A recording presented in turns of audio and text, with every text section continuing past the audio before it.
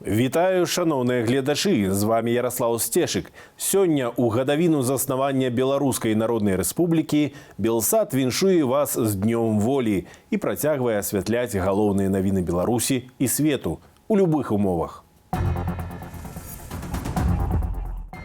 Дзень волі – народнае свята незалежнай Беларусі. Святкаваць планую проста дома. Мы хочам сумясціць некалькі жанраў. Гэта і канцэрт, але у онлайн-фармаце, гэта і размовы з цікавымі гасцямі. Коронавирус. Минздоровья расплющивая вочи. Единственное, чего мы боимся, это Италия, где основным источником распространения инфекции стал, во-первых, медперсонал. Договорняк забойца сумленного футболу. Это была первая волна, которую вскрыли, которую отследили, доказали. Роўна 102 гады таму на мапе свету з'явілася краіна, ад якой вядзе гісторыю дзяржаўнасці сённяшняя Беларусь. 25 сакавіка 1918 года Рада Беларускай Народнай Рэспублікі абвесціла незалежнасць. І хоць гэты дзень не ёсць дзяржаўным святам, менавіта сёння беларусы адзначаюць Дзень волі. Самаарганізуюцца без удзелу ўладаў, нават з папраўкамі на пандэмію коронавіруса.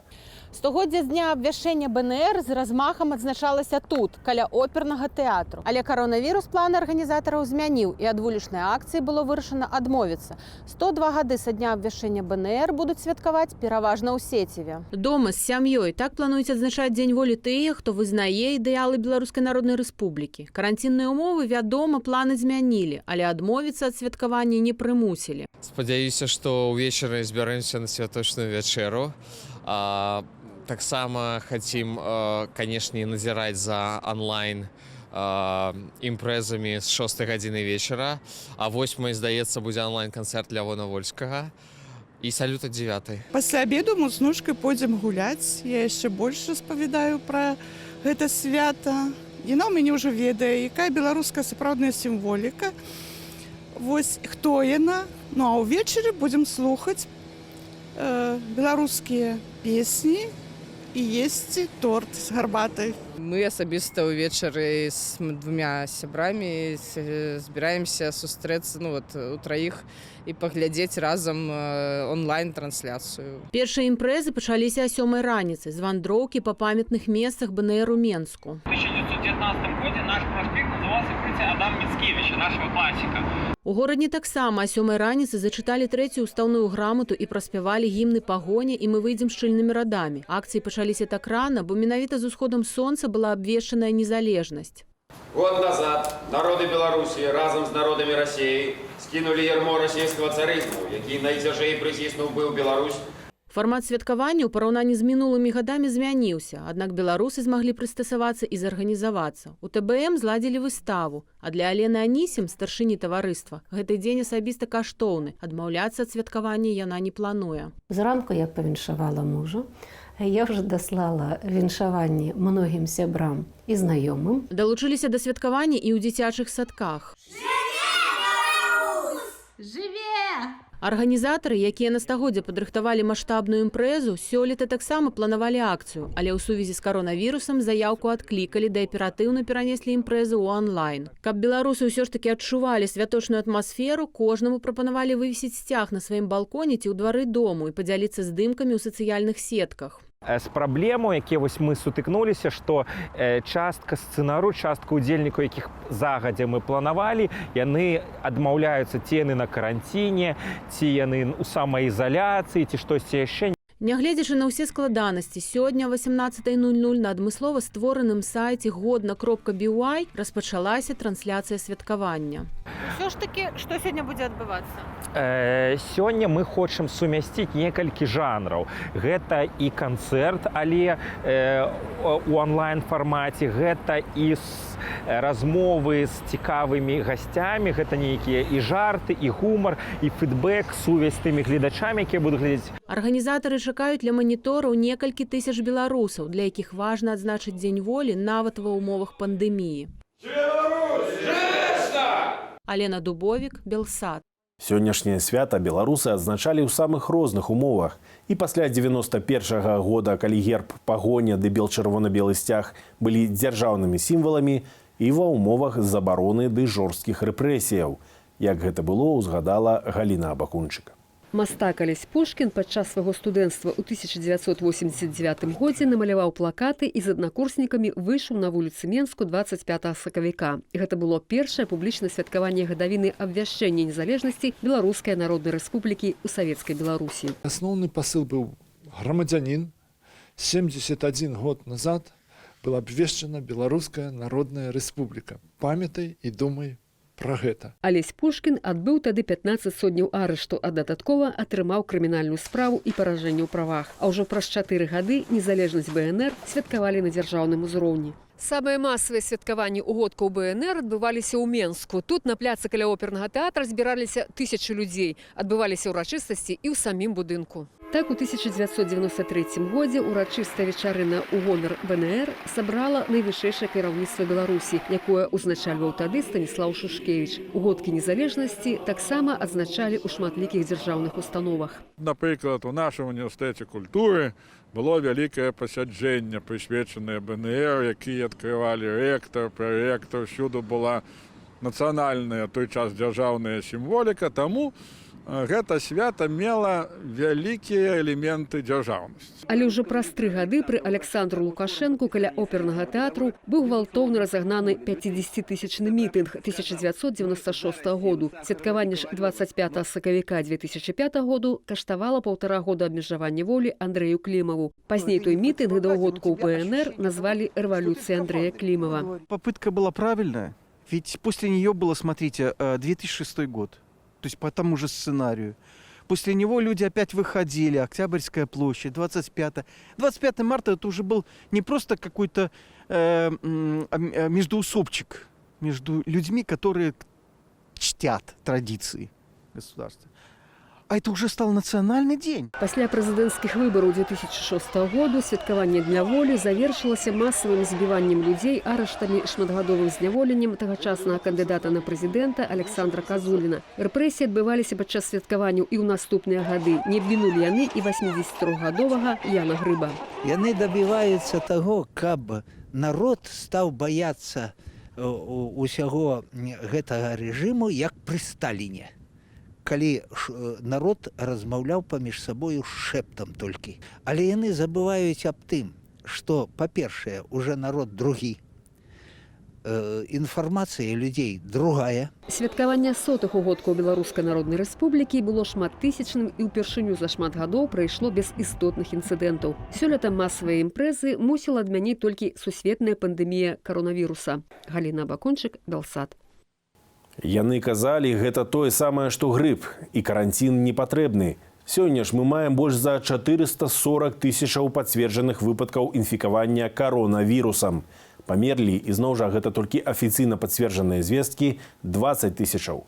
На COVID-19 хварэюць прэзідэнты і міністры. Цяпер каронавірус выявілі ў брытанскага прынца Чарльза. Сітуацыю з каронавірусам у Беларусі і свеце адсочвае Юлія Лабанова. Новы рэкорд у колькасці смерцяў у Іспаніі. За мінулыя сотні там памерлі 738 чалавек. Італія ўсцяж першая ў Еўропе паводле колькасці інфікаваных. За ігнараванне каранціну італьянцаў цяпер чакае пакаранне ад штрафаў 2000 еўраў да 5гадовага турэмнага зняволення. Парушальнікаў паліцыя ловіць на вуліцах пры дапамозе дронаў. Эпіцэнтрам хваробы ўсцяж застаецца Кітай. Нацыянальная камісія здароўя, аднак, рапартуе, што за апошнія сотні дадатковых лакальных выпадкаў перадачы COVID-19 на мацерыковай частцы краіны не выявілі. 47 новых інфікаваных прыехалі ў Кітай з іншых краінаў. Былі 4 новыя смерці ў аўторак. Яшчэ 491 пацыента выпісалі са шпіталю. 1215 асобаў, якія мелі блізкі кантакт з інфікаванымі, вызвалілі з-пад медычнага агляду, а колькасць складаных выпадкаў зменшылася на 174 чалавекі. У Беларусі, прынамсі афіцыйна, 86 асобаў з пацверджаным РНК каранавіруса. Паводле Міністэрства аховы здароўя стрымаць распаўсюд удалося дзякуючы аператыўнаму выяўленню, ізаляцыі ды тэставанню яшчэ да першых прыкметаў хваробы усіх асобаў, якія беспапярэдне кантактавалі з інфікаваным. Цяпер пад такім наглядам больш за 1200 чалавек. Единственное, чего мы боимся, изучая опыт наших соседей, это Италия, где основным источником распространения инфекции стал, во-первых, медперсонал, во-вторых, распространение очень быстро пошло в больницах, где и так лежали люди с сопутствующей патологией. У свеце тотальная дэзінфекцыя. Дбаць аб прафілактыцы ў нашай краіне пакуль заклікаюць перадусім самых людзей. Ці пачуваюцца беларусы бяспечна? У меня муж заболел именно на работе, именно вирусом этим. Вот, он сейчас находится в реанимации 5-й больницы. Ребенок у меня тоже очень сильно болен. Вот, не знаем, как спасать. Даже близлежащие страны, там Литва, Латвия, они все на карантине, у них полная изоляция, а у нас ничего не происходит. Поэтому разумный вопрос, почему. Вот. Ну, конечно, волнение есть. Мою руки, дезинфицирую, стараюсь до лица не дотрагиваться, но это все, мне кажется, очень, не защитит никого. То есть, если вирус, кто-то чихнул, прошел мимо. Палова ўсіх выпадкаў захваральнасці ў свеце прыпадае на Еўропу. На барацьбу з каронавірусам Еўрапейскі звяз паабяцаў вылучыць яшчэ 232 мільёны еўраў. Улады ж Беларусі пакуль спадзяюцца абысціся малою крывёю і выдаць на змаганні з эпідэміяй ды яе наступствамі да $1 000 000. Юлія Лабанова, Белсат. На дворе вясна, а ў кішэнях холодна і пуста. Працаўнікі фермы ў Лепельскім раёне дасюль не могуць атрымаць сумленна заробленых грошай за студзень. Пазычаюць, выжываюць з уласнай гаспадаркі, а кіраўніцтва корміць абяцанкамі. Анастасія Русецкая. Ад назвы вёскі Забароўе, што на Лепельшчыне, засталіся толькі 3 літары – бар. Аднак мясцовым не да забаваў. Працаўнікі фермы чакаюць заробку за студзень. Вот сёння ждём. Будет, не будет. Зарплату нам не платят 2 месяца. И многодетная семья, 3 детей. Ходим, деньги одолжаем, так и живем. Людям працоўным пазычаць даводзіцца у пенсіянераў. Пенсіянеру почечку. Якое число, такое проводить. Ратуе вяскоўцаў ад голаду хіба толькі уласная гаспадарка. Бульба ёсць, значит, будем жить. Жить-то надо як-то. Вот такие дела. Кіраўнік адкрытага акцыянернага таварыства «Чарэйшчына», да якога адносіцца ферма Забароўе, затрымкі заробкаў тлумачыць цяжкім фінансавым становішчам гаспадаркі праз запазычанасці перад вытворцамі. Мы кредитовались за зиму на 370 тысяч. Пастбищный сезон был упущен. Там, где было производство молока без каких-либо вложений, где надо было получать реальную выручку, такого не было. Поэтому зарплата постоянно авансировалась. Паводле рэестру юрыдычных асобаў таварыства «Чарэйшчына» неплацежаздольнае амаль год і падлягае фінансаваму аздараўленню. Пакуль жа грошай бракуе не толькі на заробкі. Адключылі электрычнасць, і кантора гаспадаркі вымушаная адбіраць яе ў мясцовага дому культуры. Да, у нас отопление отключено в административном здании. Ну, здесь в бухгалтерии тоже. Поэтому сами представьте, что такое сидеть целый день с утра, особенно когда солнца нет, холодно очень. Сітуацыя з нястачай абаротных сродкаў знаёмая шмат якім гаспадаркам раёну. У чым прычына? Сельская гаспадарка не ўмее зарабляць грошай ці кошты на прадукцыю нізкія? Одно тягнет другое. Сёння, калі вытворчасць прадукцыі неякаснай, то і выручка будзе малая. І з чаго плаціць той же заробак? Сёння заробак працаўнікам фермы зноў не выплацілі, хоць і абяцалі. Анастасія Русецкая, Белсат. Беларусь ваўсю рыхтуецца да пабудовы воднага шляху Е40 ад Чорнага да Балтыйскага мора. Канал праз Украіну, Беларусь і Польшчу дазволіць істотна зменшыць кошты грузаперавозаў і створыць новыя працоўныя месцы. Але на практыцы будоўля інфраструктуры не заўжды ўлічвае жыцця ў людзей.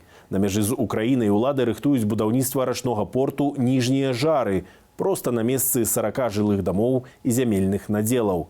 Наста Каханович. Сям'я Федарэнкаў жыве на самым беразе Дняпра на мяжы з Украінаю. Сям'я пабудавала дом 20 гадоў таму. Калі даведаліся, што на гэтым жа месцы плануюць зрабіць порт, былі непрыемна здзіўленыя. А никто вообще недоволен, ни один человек этим делом. Дело в том, что навезут сюда удобряний вообще последний уголок. Загадят. Паводле нацыянальнага агентства інвестыцый у ніжніх жарах плануюць пабудаваць не толькі порт, але і яхт-клуб з базай адпачынку. Пад гэта вылучаць надзел больш як на 350 гектараў. Дняпром плануюць спраўляць нафтапрадукты ўкраіны Чарнаморскага рэгіёну. Каб зрэалізаваць гэтую ідэю, найперш давядзецца паглыбіць Дняпро. Денег нету, да еще запретят копать, а надо углублять. А это все нужно поднимать. Ил весь этот, осадки, которые радиоактивные осели. 2 гады таму з'явілася акцыянернае таварыства «Белпорт» Ніжнія Жары з юрыдычным адрасам у вёсцы. Аднак офіс дагэтуль зачынены. Дырэктар паведаміў, што праект пад порт ужо ёсць, але ён канфідэнцыйны і ўсё упіраецца ў мясцовыя ўлады. Мне не должны предоставить земельный участок. Ну, даты как таковой уже они 6-8 месяцев занимаются. Конкретной даты у меня нету. У Брагіне учора абмяркоўвалі схему комплекснай арганізацыі Брагінскага району разам з рачным портам. Экологи наогул прапаноўвалі выкраслить со схемы порт. Сама уже посадка порта решается отдельным проектом, который будет разрабатываться и оцениваться с экологической точки зрения уже в соответствии с законодательством Республики Беларусь. А кіраўніцтва району пра будучы порт выказваецца вельмі неахвотна. Покуда заключен инвестдоговор по этому объекту, и происходит отвод земли. Пойму ракі Днепр 5 гадоў таму прызналі асаблівай ахоўнай тэрыторыяй міжнароднага значэння. Увесну тут спыняецца багата вадаплаўных птушак, у тым ліку і чырванакніжных. Эколагі і мясцовыя перакананыя, будаўніцтва порту нашкодзіць прыродзе. Да таго ж у планах уладаў правесці чыгунку ад Хойнікаў да порту ў Ніжніх Жарах. И в связи с тем, что там отсутствует железная дорога, то строительство этого порта как минимум возрастает на $100 миллионов. То есть это достаточно большие вложения, которые, по нашему мнению, окупятся не ранее, чем через 40 лет. Паводле Міністэрства транспарту паглыбленнем дна ракі ля вёскі Ніжнія Жары будзе займацца украінскі бок. Во второй половине 2020 года собирается организовать промеры существующих глубин и объявить проведение тендера на проведение дноуглубительных работ. Порт у Ніжніх Жарах – частка вялікага праекту Е40, які злучыць Балтыйскае і Чорнае море. Для гэтага трэба паглыбіць Дняпро, Прыпяць, Буг ды пабудаваць шлюзы. Аднак эколагі трох краінаў ужо некалькі гадоў рашуча выступаюць супраць праекту. Наста Каханович, Белсат. Пакуль Беларусь застаецца адзінай краінай Еўропы, дзе працягваецца ўнутранае футбольнае першынство з гледачамі на трыбунах, у судзе Маскоўскага раёну сталіцы разглядаюць справу аб дагаворных матчах. 36 фігурантаў, але ў кожным выпадку сумленне каштуе па-рознаму. Хтосьці прадаваў перамогу за $10 000, а хтосьці за 300 еўраў. Галоўныя персоны футбольнай справы былыя гульцы Віталь Ланько і Віктор Баравіцкі. Іх абвінавачваюць у подкупе ўдзельнікаў спаборніцтваў. Максімальнае пакаранне паводле гэтага артыкулу да 3 гадоў абмежавання волі. Ланько з Баравіцкім паводле следства перадавалі грошы некаторым гульцам Нафтану, Ліды, Светлагорскага хіміка і Стаўпцоўскага Нёмну Агра. Гэта ўжо другая гучная хваля дамоўных матчаў у беларускім футболе. Думаю, что будет и 3-я, и 4-я. Да, суд идет, но уже приняты какие-то спортивные меры, и когда с команды, которые все игроки фактически принимали участие, да, в договорных матчах, снимают всего 3 очка. Ну, тут как бы понятно, что действенной этой меры нельзя назвать. Асобна сярод фігурантаў варта адзначыць расейскага абаронцу Дмітрыя Айдава. На судзе ў Менску яго няма, футбаліст застаецца ў сябе на радзіме. Айдаў паводле абвінавачання адзіны, хто спрыяў дамоўным матчам не ў мінорных лігах, а ў найвышэйшай. Як вынікае з матэрыялаў справы, выступаючы за Гомель, расеец у 2018 годзе паспрыяў буйным паразам гэтага клубу ад Батэ і берасцейскага Дынама. Сумарна паводле падлікаў следства за гэта ён атрымаў ажно $22 000. Я уверен, что эти деньги предназначались не ему одному. Вот. Либо он не поделился с теми, кто обеспечил результат, либо он просто не рассказал, что не поделился. Астатнім жа фігурантам доставаліся значна меншыя сумы, хотя для іх усё роўна істотныя. Некоторые из них играли не то, что за копейки, а даже за обещания.